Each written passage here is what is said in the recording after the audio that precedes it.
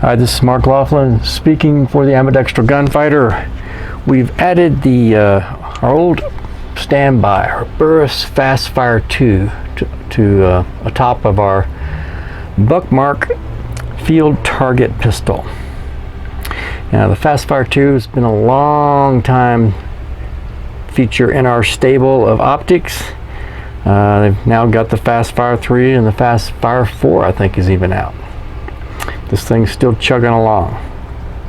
This came from atop of our Kel-Tec RDB, and as luck would have it, it was almost perfectly zeroed when we switched it to the Buckmark. One thing, this stupid, obnoxious thumb nut on the side of the mount here, it deflects brass pretty routinely down onto hot brass down to my hand, so it was a little bit annoying when I was doing that. When I was shooting, actually when I was shooting left-handed, it was with my support hand.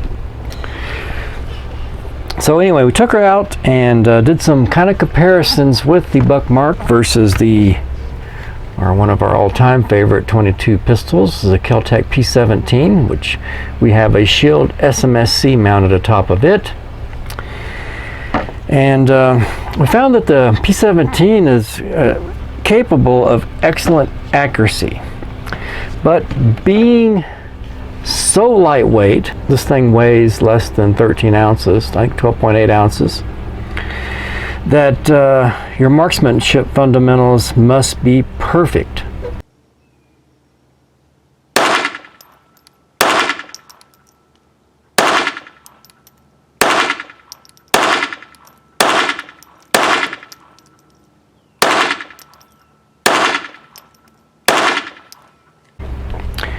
The Buckmark, with its weight, 3 times the weight, is far more forgiving.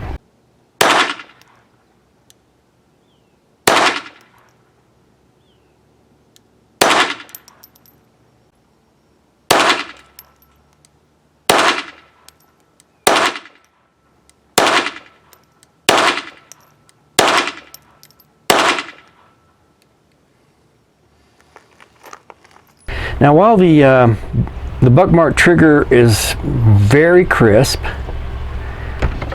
the P17 trigger is crisp and very light.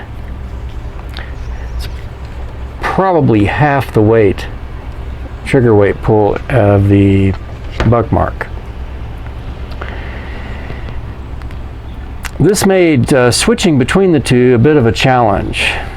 Shooting the P17 after the Buckmark, I occasionally fired around when I thought I was taking up the slack, and when shooting the Buckmark after the P17, I often went to check the safety to see if it was actually on. I was far more consistent with the Buckmark, and the Buckmark fed anything: Aguila, Federal, Browning, BRP, Mini Mag, and Velociter.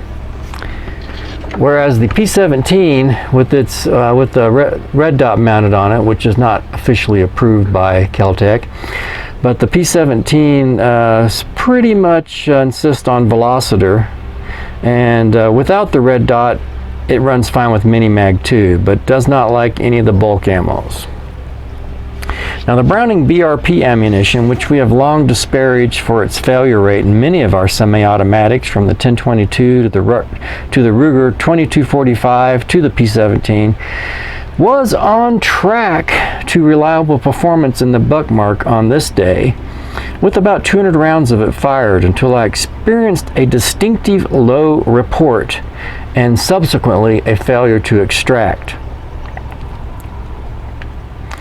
It did seem like I got more distant flyers when using the Browning BRP with the Buckmark than the Mini Mag as well.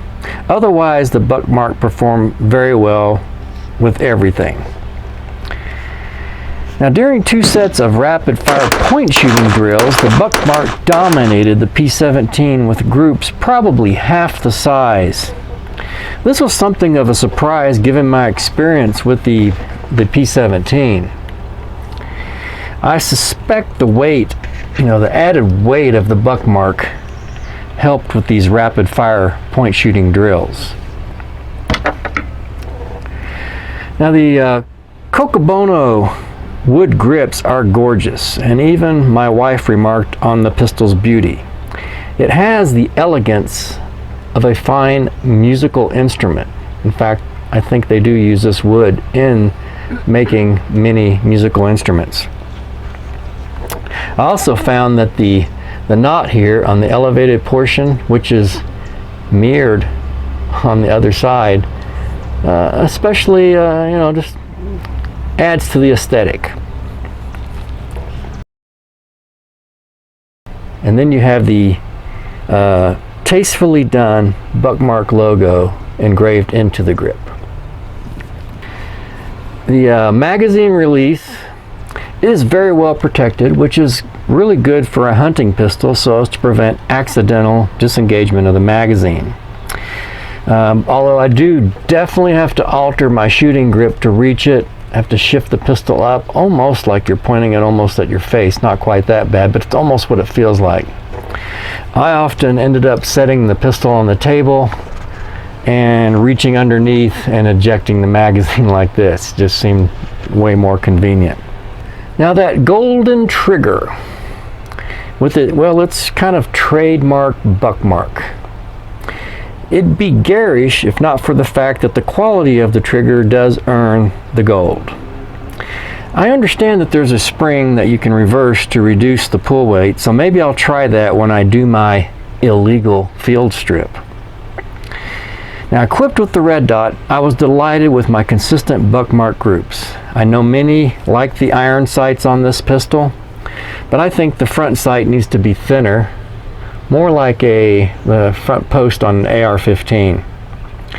And I also would like that rear sight to dismiss with that kind of two-layered effect on it.